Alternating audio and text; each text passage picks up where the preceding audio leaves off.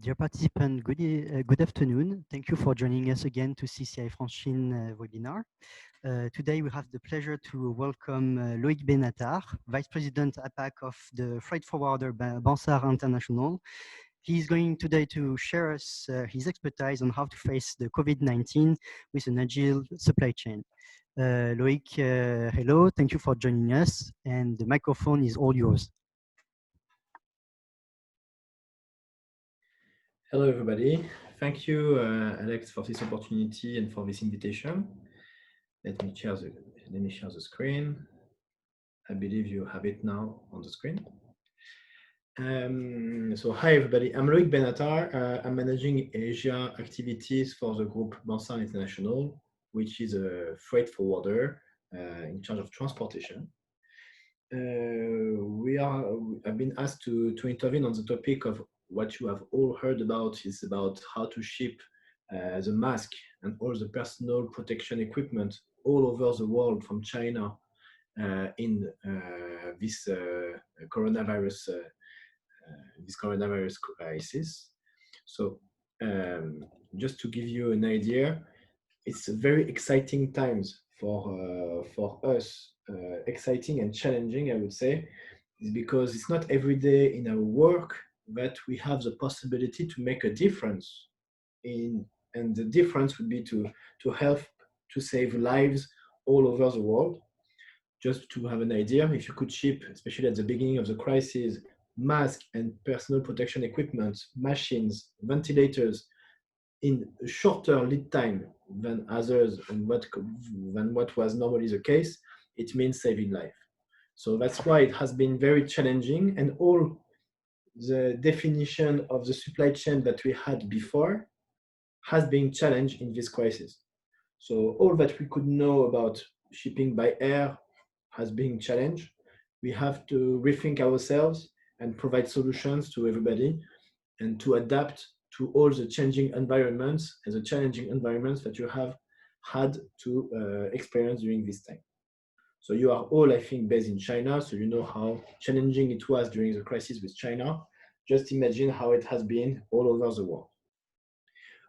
Just a few words about Bansard. I'm not sure everybody knows the company. It's a French company.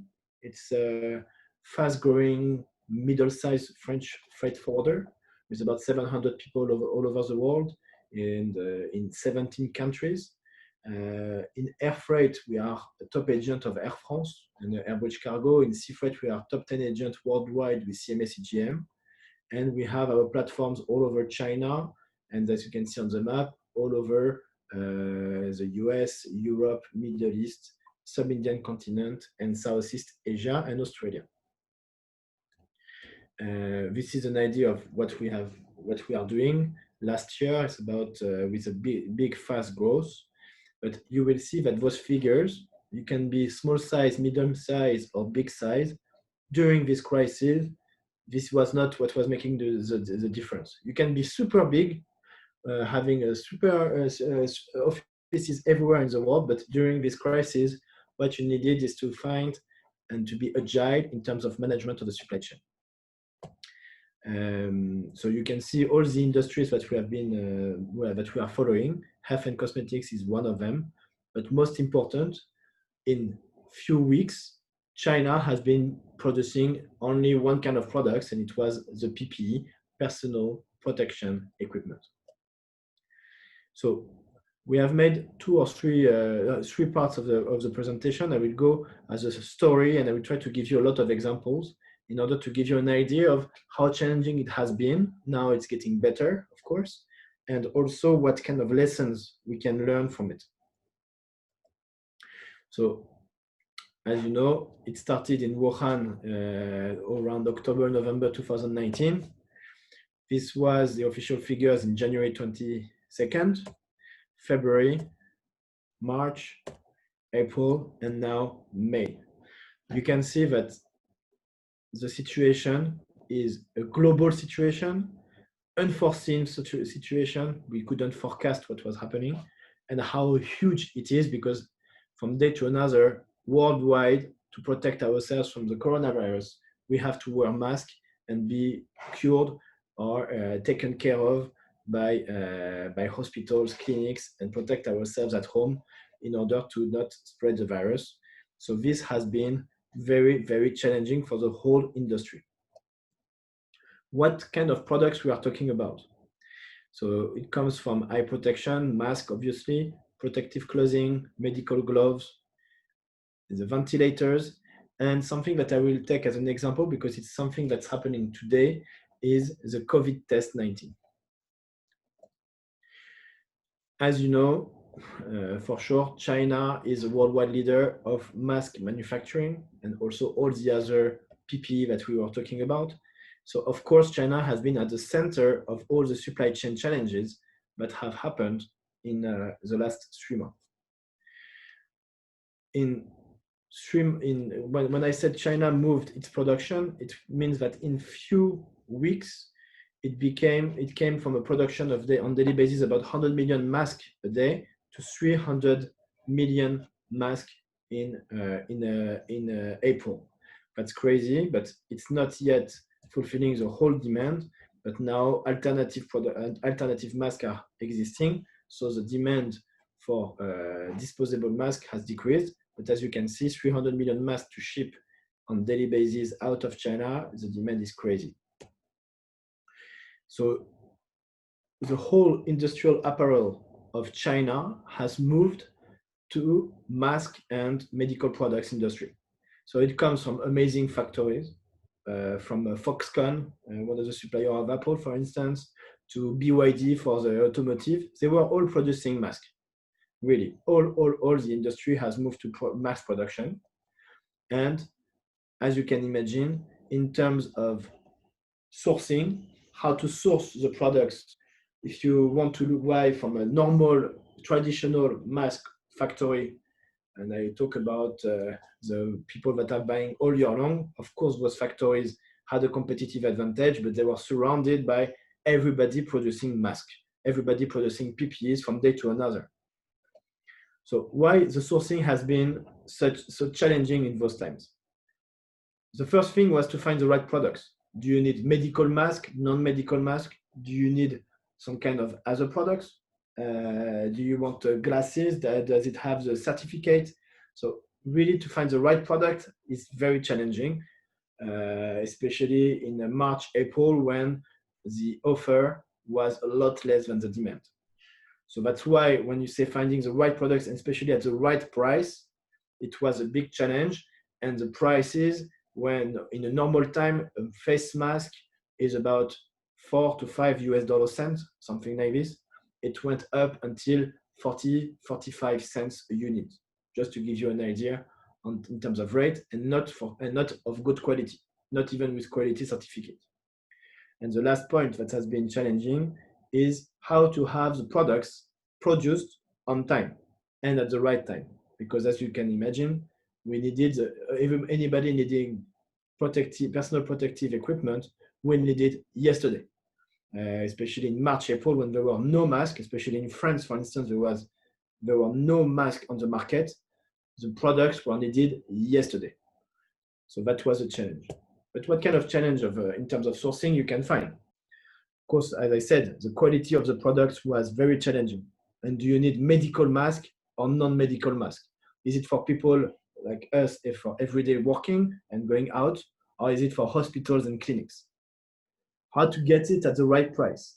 You heard a lot of stories about Americans or Saudis that came to buy on the tarmac at the airport products that were being shipped to France or to other countries, paying 50% higher and getting the stock and shipping it to other destinations. So the one that first you had to pay for the goods immediately, there was no credit terms.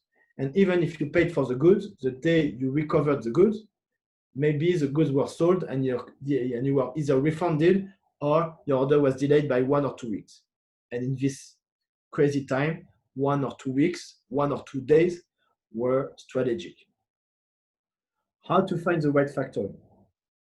Of course, as you can imagine, the fact as everybody has started to produce masks, you could have the traditional mask factories, the Foxconn, BYD factories that can adapt their industrial machines. And you have the people producing it at home, in garage, and not with very high standard of hygiene and quality. On top of it, when you buy mask to somebody, you are never sure that you are buying to the factory, or what you are actually sure is that you are never buying to the factory. That was the case, and you had for sometimes 4 or 5 intermediaries between the buyer and the factory.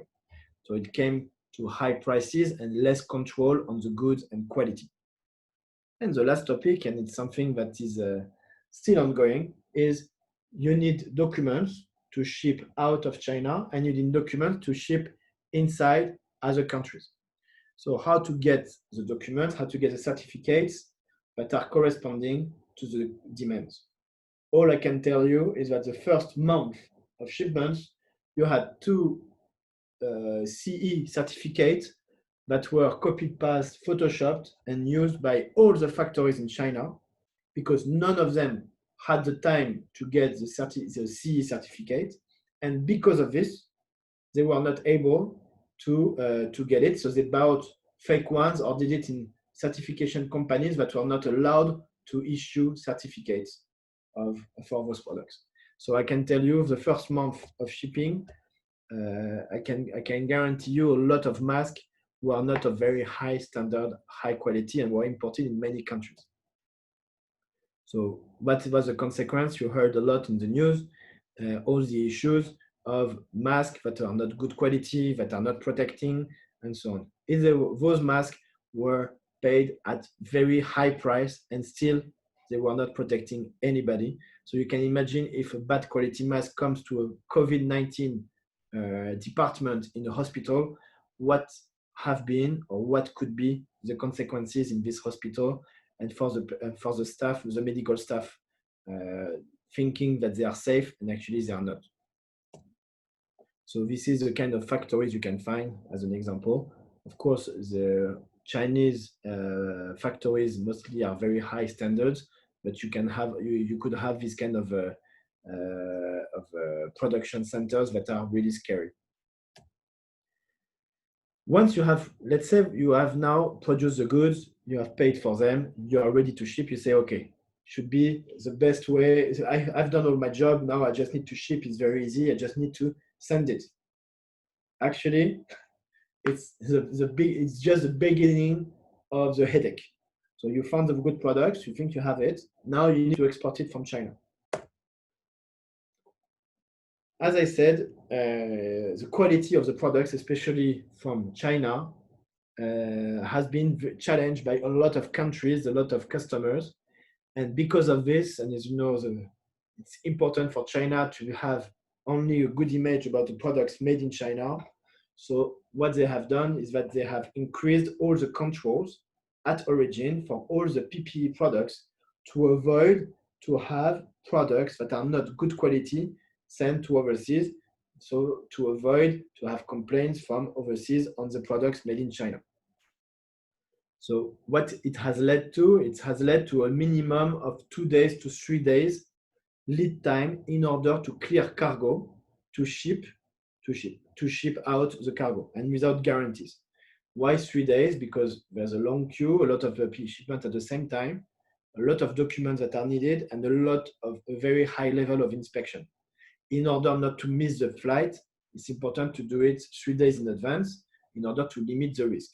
But I can tell you a lot of airplanes left without any cargo. Those planes were paid very high rate, but because of customs inspection or because the customs was not finished, then the planes that were paid to ship cargo of PPE left empty. I just let you imagine the catastrophe.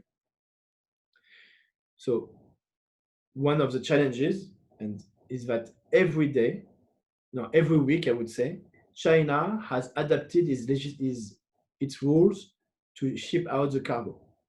Every day, every week, there were challenges, new laws, new regulations that were published, not yet understood by the custom officers, and then explained. But of course, when you are producing a cargo and they ask you to change the packaging because there's a new regulation, or to put a paper with the name of the company, the certificate and everything, Well, if you have produced it, you have produced millions of masks, maybe you did not have to, you didn't do according to the new regulation, but still the cargo is ready and needs to be shipped. So this delayed a lot of shipments. And of course, the rules are still evolving until today. I'm telling you, for the COVID-19 test, now 90% of the shipments of COVID-19 tests are under customs inspection.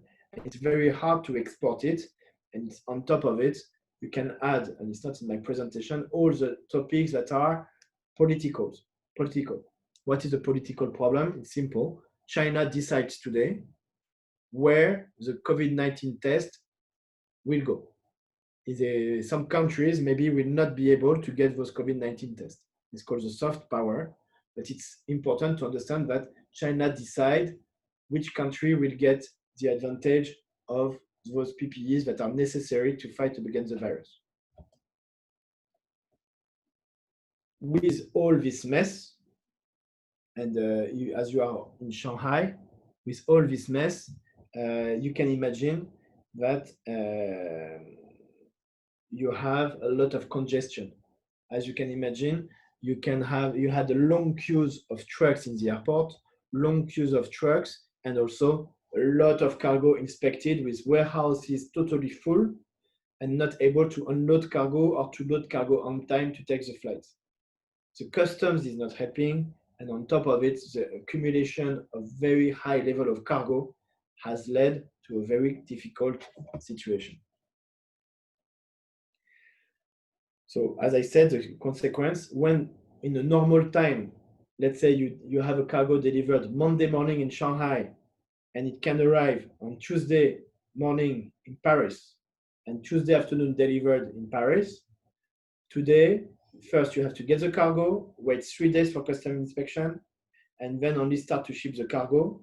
And that would, just to give you an idea of the lead time on those very strategic and time-sensitive products, minimum we needed the cargo 3 days before to start the custom clearance and avoid the risk of no-show to the airline or avoid the risk of not taking the flight that was planned. So shipping the goods at ASAP is very important, but the lead time is increasing, the price is increasing, and the demand is it for yesterday. So normally, you say, okay, I pay air freight. The freight rate has been multiplied at the highest time by 7 or 8 to Europe, by 10 to the US at some point. But those rates did not guarantee a transit time. On the contrary. Why have we reached this situation? To give you an idea, this is the air traffic picture in 2019, March last year. And this is the air traffic in 2020, March.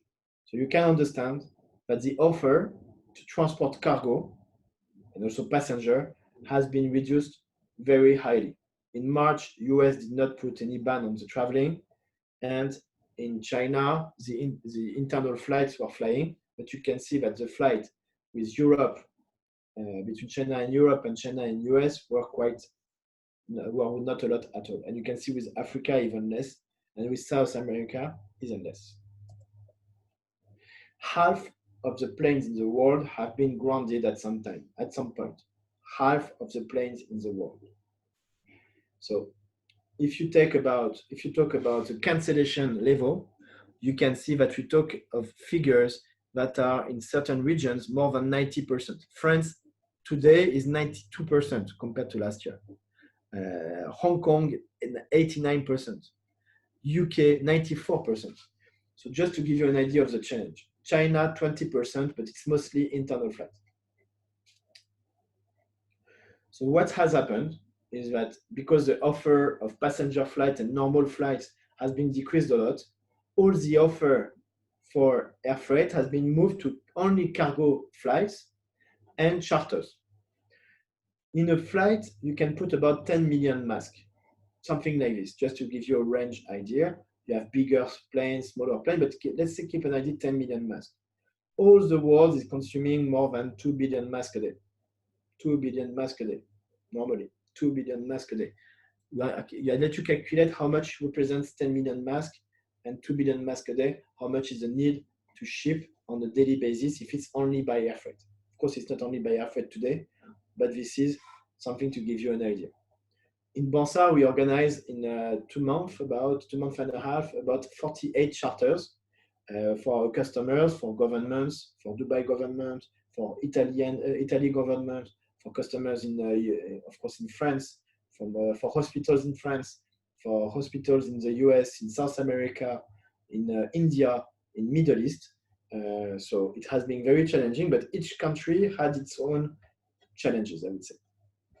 And I think you have heard of it, but as there are no passengers, airlines have adapted their capacity also by loading cartons into the flights on the seats where we are usually traveling.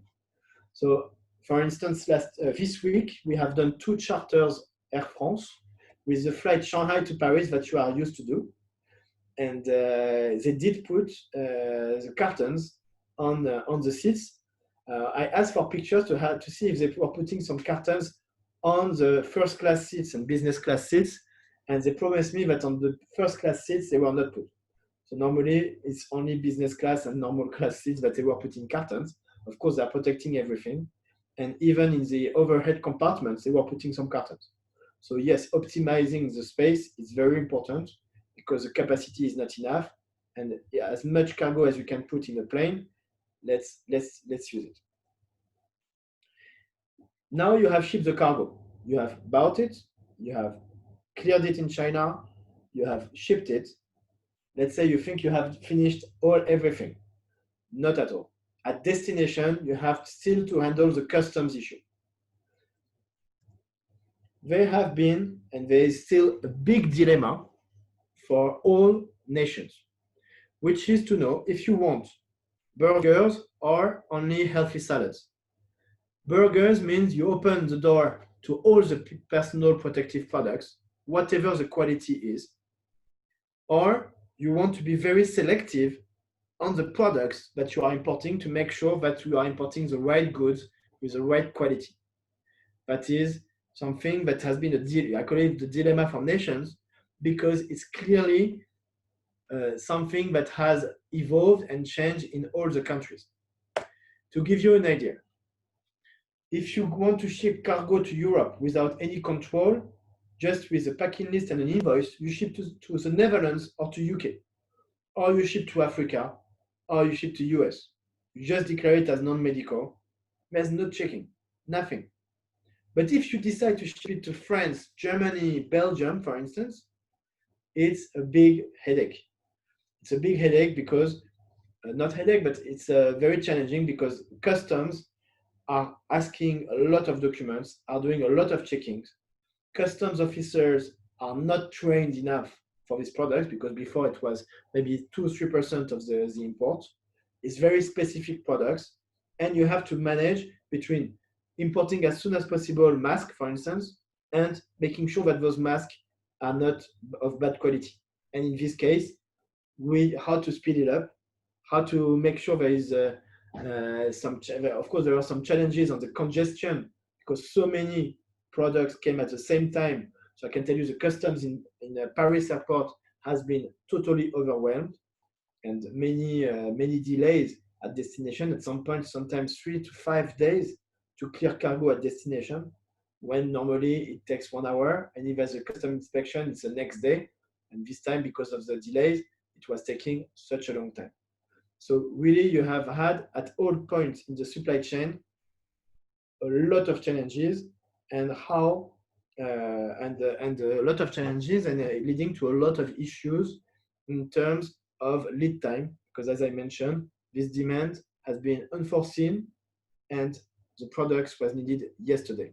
So all the supply chain had to be managed properly in order to reduce as much as possible the lead times.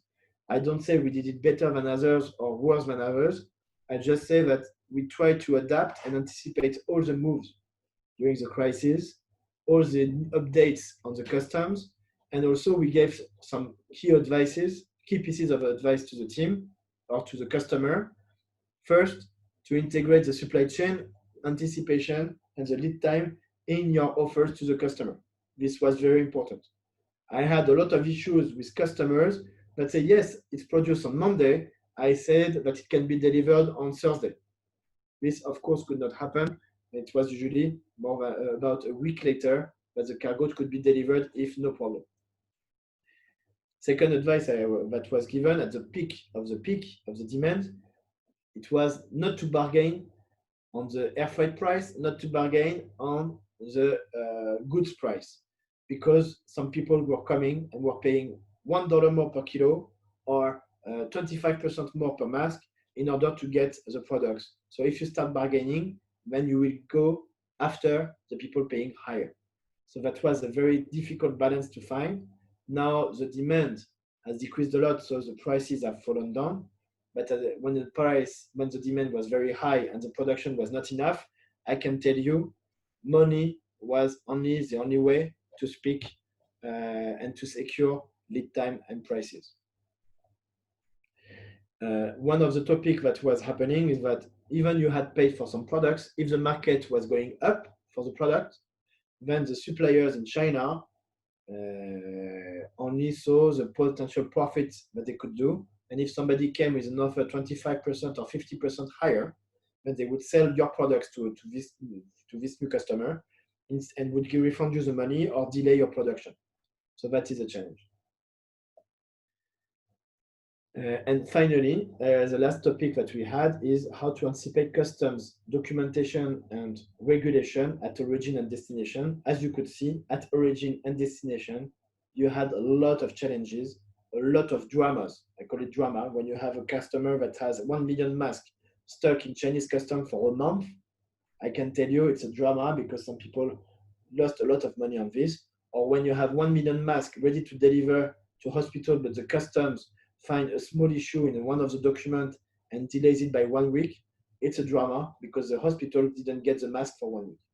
So I tell you, we have attended a lot of issues because of this. And last but not least, that was at the peak time, is how to anticipate the bookings for the air freight. So in terms of crisis, how to organize charters, because the earlier you could give the information, the better we could get a flight closer to the time of end of production for the goods. So that was the idea. And in terms of crisis mode, it's very important to understand that for us, Bonsar, we had to rethink all our ways of discussions, managing the supply chain. Airlines, half of the airlines were not flying anymore. The second half were overwhelmed. So we have a lot of power with some airlines. So we used it and we had to deal with charters. We had to move a lot of cargo between and to organize air freight bridges from China to the world in order to fulfill the demands. Transfer, as you can imagine, we have moved a lot of cargo in those 3 months. In 3 months, we moved what we moved last year in terms of volume. So in those 3 months, we didn't hire more staff. We couldn't find any more staff to join us during those 3 months. So the team that has been managing in 3 months the 1 year volume is the same team. So it was very challenging, and we had to do a lot of transfer of operation and staff. Even the receptionist was helping with the express shipment in receiving, packaging, and everything.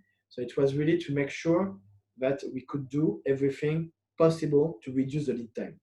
Because at the end of the day, for our teams, well, we didn't count the hours. They didn't count the hours in China. They didn't count the hours at destination, because they knew that 1 day difference, 2 days difference could make the difference and save lives. So that was a very exciting time for this, because we were all worried about the situation, and we could feel that every day we could make a difference. And of course, I talked about the customs guidance and that. This is what we have done in Bonsar. So that's an example. We moved last week. It was officially 1 billion masks all over the world. So it's not a lot, but for our company, I think we did all that we could to move as soon as possible those shipments worldwide. And what is important, and I know that there are some people from the health industry in the group, is how how we are moving and transferring from emergency products crisis to something that will become our daily needs worldwide, how to change the mode of transportation. So of course we are shipped by rail and by sea freight already we started a month ago. And as well how to reorganize the supply chain, both in terms of sourcing, customs, that is changing a little bit, making it's now easier at some points, not in China, but at destination, and in terms of shipping, where you have now more offer than demand. So that's good. So the prices are coming back to reasonable prices. So that's something that you have to see as a forecast, is that this industry, the health industry, is going to grow.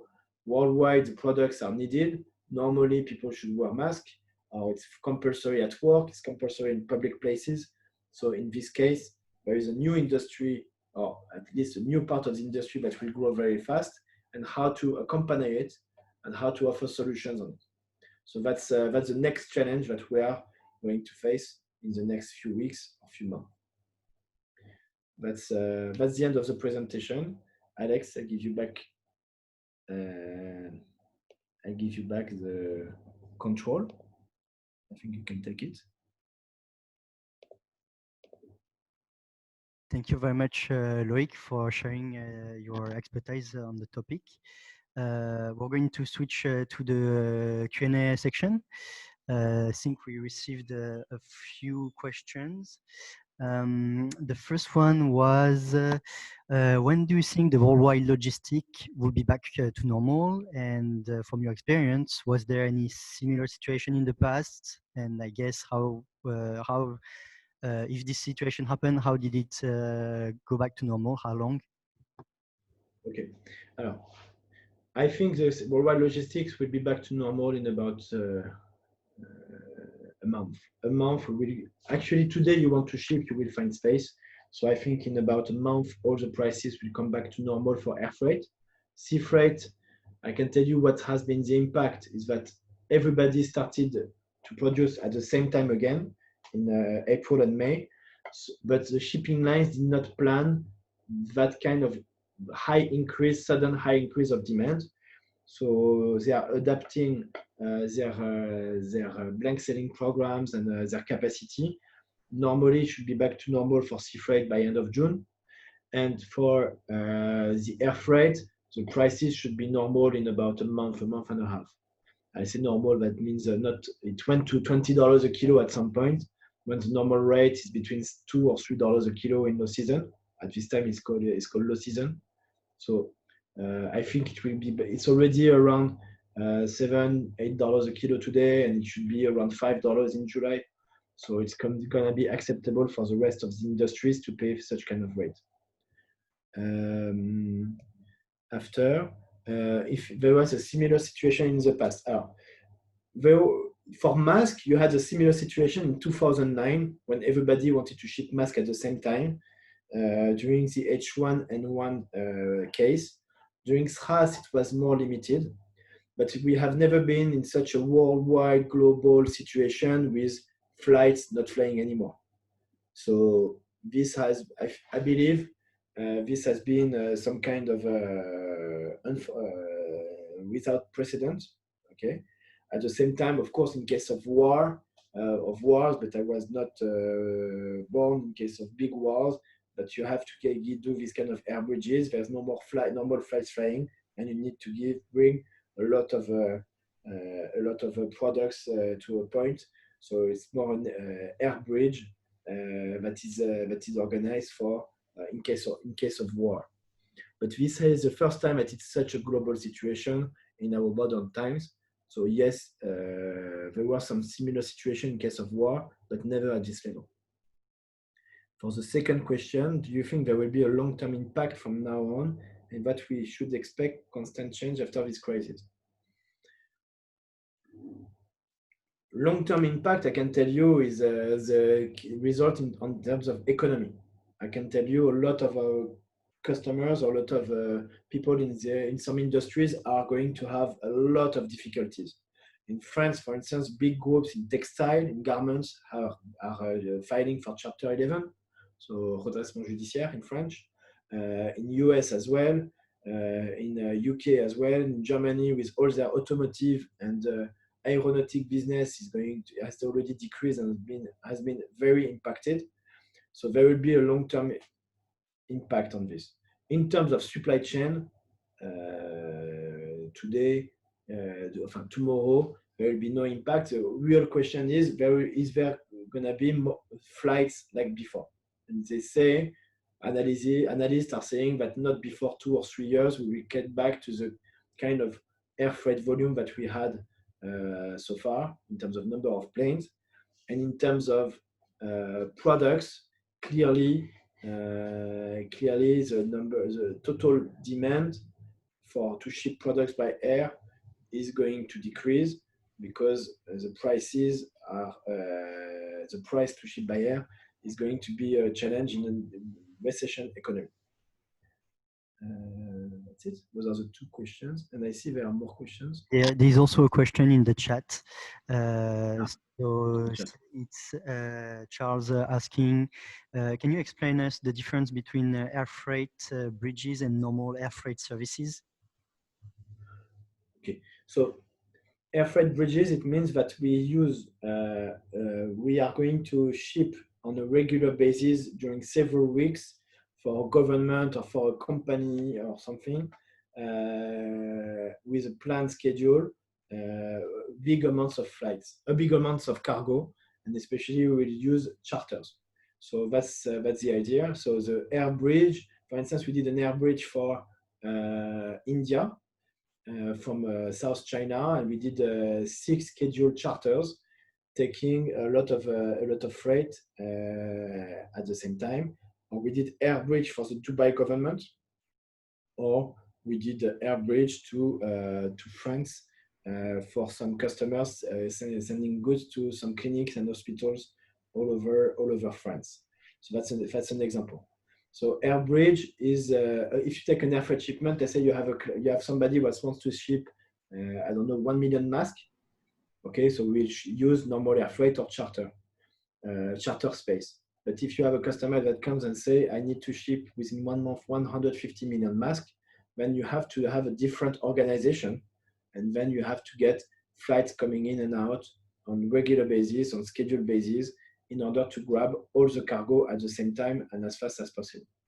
So that's what I would call the difference. All right.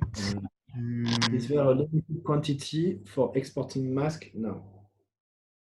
What somebody asked, you ask if there was a limited quantity to export masks.